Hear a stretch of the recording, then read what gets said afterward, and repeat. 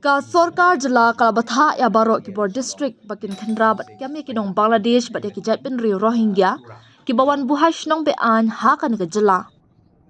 Kani ka jing Bthah kalawan long hadien bak Ministry of Home Affairs kala Bthah ya barok ki Sorkar jela bat ki Union Territory bakin thawi ki Special Task Force hamanla ki district khenang ban itho bat ban penher krat ki nong Bangladesh bat ki Rohingya ki bawan buhash nong be an hapo kini ki laipos ngi ki banwan.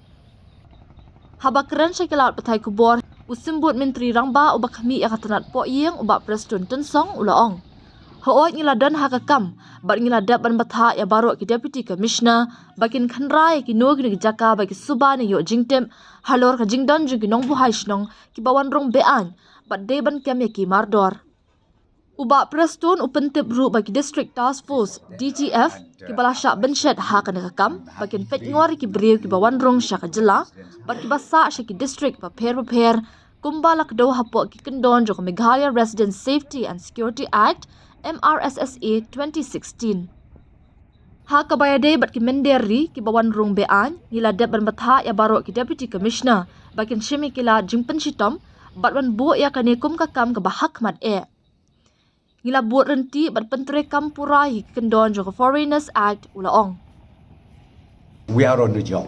We have already given the direction to all the district commissioners, all the deputy commissioners to crack down wherever they suspect or wherever they receive inputs that they should be arrested immediately. A task force or what? Task force we do already. See, if you talk about the district task force, that we already have. The district task force about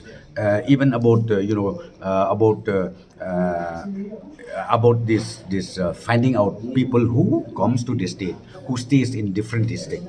That district task force is already there under the MRSSA Act, which was passed then, and even this district task force is operationalized, and we do have this district task force. But as far as the illegal foreign migration is concerned, we already directed all the district magistrate and the DCs to crack this and put this on priority.